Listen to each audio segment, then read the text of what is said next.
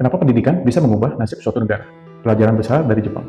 Bayangkan Jepang setelah Perang Dunia Kedua hancur lebur, kerusakan di mana-mana. Kota-kotanya luluh lantak, industri runtuh, militer dilucuti. Harga diri nasional jatuh ke titik paling rendah. Itulah Jepang setelah Perang Dunia Kedua. Tahun 45, kedua bom atom dijatuhkan di kota Hiroshima dan Nagasaki. Jepang kalah perang. Seluruh kekuatan militernya dipreteli oleh sekutu. Negara itu tidak hanya kalah secara fisik, tetapi juga secara mental dan moral. Namun, dari keruntuhan itulah justru Jepang bangkit. Dan bukan bangkit biasa. Dalam waktu beberapa dekade, Jepang berubah menjadi salah satu negara paling maju di dunia dengan teknologi tinggi dan pendapatan per kapita penduduknya salah satu yang paling tinggi di dunia. Lalu pertanyaannya, apa rahasianya? Jawabannya sederhana, yaitu pendidikan. Konon setelah Jepang menyerah, Kaisar Hirohito tidak bertanya berapa sisa tentara kita atau berapa senjata yang masih bisa digunakan. Tetapi ia bertanya berapa jumlah guru yang masih hidup. Pertanyaan ini bukan kebetulan, ini adalah arah kebijakan.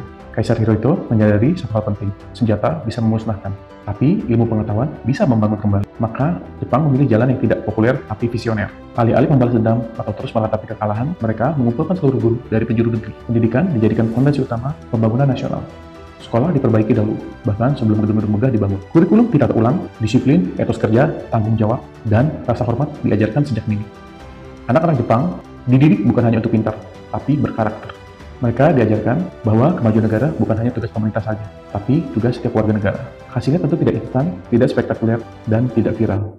Tapi perlahan, generasi demi generasi dengan SDM yang unggul mulai tumbuh. Insinyur, ilmuwan, teknisi, guru, dan pekerja yang bukan hanya cerdas, tapi juga disiplin dan berdedikasi serta integritas yang tinggi. Disitulah industri Jepang mulai bangkit. Teknologi berkembang, ekonomi melesat, dan dunia akhirnya melihat satu pelajaran penting. Negara maju bukan dibangun oleh sumber daya alam, tapi oleh sumber daya manusia.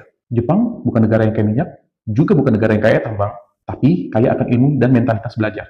Inilah pelajaran sejarah yang sering kita lupakan. Ketika sebuah bangsa ingin bangkit, yang pertama dibenahi bukan gedung pencakar langit, tapi cara berpikir manusianya. Pendidikan bukan hanya soal ijazah. Ia adalah investasi jangka panjang yang menentukan nasib sebuah bangsa. Dan Jepang sudah membuktikannya. Sekarang pertanyaannya kembali kepada kita. Jika pendidikan mampu mengubah Jepang dari puing-puing perang menjadi negara maju, lalu apa alasan kita untuk tidak menjadikannya prioritas utama?